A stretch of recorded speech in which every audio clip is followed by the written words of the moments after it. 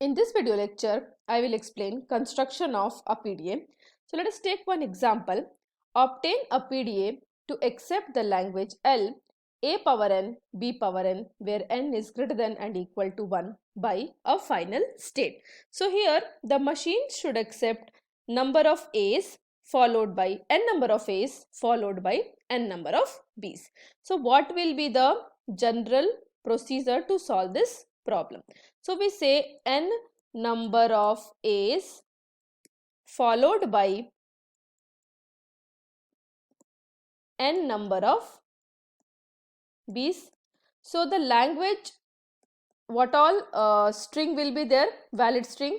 If I have 1A, I should have 1B. If I have 2A's, we should have 2B's, 3A, 3B's, 4A, 4B's and so on. So these all are valid string. So now general procedure will be, since n number of A's should be followed by n number of B's, means same number of A followed by same number of B, we can say. Let us push all the symbol onto the stack as long as the scanned input symbol is A. That means whenever we read A, when A is encountered, we are going to push A onto the stack. And once we encounter B's, we should see that for each B in the input, there should be the corresponding A onto the stack. So for A, we are going to push it onto the stack, and when we encounter B, we are going to pop corresponding A from the stack. So when the input pointer reaches the end of the input string, suppose if I say this is my input, okay, so we'll put epsilon here just to make sure that the string has ended. So this epsilon means it indicates end of the input string. Okay, so when end of the input string is when we reach the end of the input string, the stack should be empty. Okay, and if the stack is empty, it indicates that the string scanned has n number of A's followed by n number of B's. So initially what will happen? Initially the machine will be in Q0. Okay, so machine is in Q0, so this will be the start state, and we say Z0 is the initial symbol. Z0 is the initial symbol on the stack. So as long as the next input symbol to be scanned is A, irrespective of what is there on the stack, keep pushing all the symbol on the stack and remain in state Q0 only. So the transition will be, if I say, suppose the machine is in state Q0, this is the start state. I read input A, so we'll take this particular string. Okay, so I read input A, and Z0 is the initial symbol in the stack. Okay, so what we are going to do, we'll remain in Q0 only and we'll push A onto the stack. Whenever we read A, we have to push it onto the stack, and when we encounter B, we are going to pop the corresponding A from the stack. So basically it will be something like this. Initially Z0 is there in the stack. Okay, I read first A. What we are going to do? So Z0 is there in the stack, and when we read first A, we are going to push that A in the stack.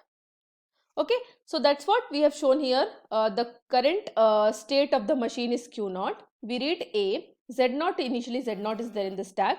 We are going to push A onto the stack. So this means this left symbol is the top of the stack and this is the bottom of the stack. So the same thing is represented here. This is the bottom of the stack, this is the top of the stack. Now we read next A. Okay, so next A, when we read, what is there in the top? A is only in the top. So the machine is in Q0 only. We read input A. A is only on the top. So what we have to do? We remain in Q0 only. We are going to push A onto the stack. So next A also we are going to push it. Okay, so here we are not changing the state. So these two transition, basically what we are doing, we have Q0, that is start state. Okay, and when we read input A, Z0 is there on the top, we are pushing A onto stack, and then we read next A is only on the top, we are again pushing it onto the stack. So then any number of A I take, this will take care of that. Next A I read, suppose the third A I read, what we have to do? What is there on the top? A only on the top, and then we are going to push the third A also onto the stack. So because this is the self loop, we have put self loop. Why? Because we are not changing the state. So this transition, the second transition will take care of that. Any number of A I read, the top of the stack will be definitely A only, because when we read A, we are just going to push it onto the stack. So any number of A I take, the A will only be there on the top, so we have to just push it onto the stack. Okay, so this is for A. Now if I read, now the machine is in Q0 and we read the input, machine is in Q0, we read the input B now. So now when we read B, what we have to do? For A, we have to push it onto the stack, and when we read B, we have to pop the element, the topmost element from the stack. So only A we have pushed onto the stack. So when we read B, what will be on the top? A only will be on the top. So the machine is in Q0, I read input B, A is only on the top, we will change the state, will go to Q1, and this epsilon, this indicates pop operation. So whatever is there on the top will be popped out. So what is there on the top? A is there on the top. So here I read the first B, I am going to pop the top element. So now the stack content is Z0 A. Okay, and then how I will represent? So I read B and A is there on the top. I am going to pop and I am changing the state from Q0 to Q1. And now this is for the first B. Now next B I am reading.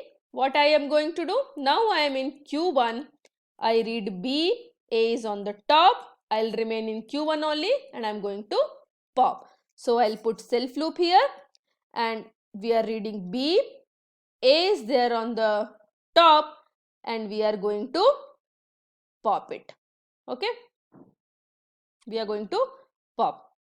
So now this self loop will take care of any number of B. Any number of B I read, A will only be there on the top. We have to just keep popping the topmost element from the stack. And once, so then the third B I read, so second B I read, I will pop this element, this A. Third B I read, I will pop this A. So once we reach epsilon, what will be there in the stack? Only Z0 will be there in the stack. So then we say machine is in Q1, we read epsilon. Epsilon means end of the input, and what is there on the top? Z0 is there on the top. We have to go to final state Q2 and Z0 will be there in the top. So now after this we read epsilon, Z0 is there in the top, Z0 will be there and we'll go to the final state Q2. Okay, so this is how we will draw the PDA, and this is by acceptance by a final state. And if I have to show the same thing by emptying the stack, what we need to do? Everything will be same. Instead of this last transition, okay, instead of this we will be writing delta Q1 epsilon Z0 is equal to some state Q2 epsilon. So whatever is there in the stack, we will just delete it, and this Q2 will not be the final state.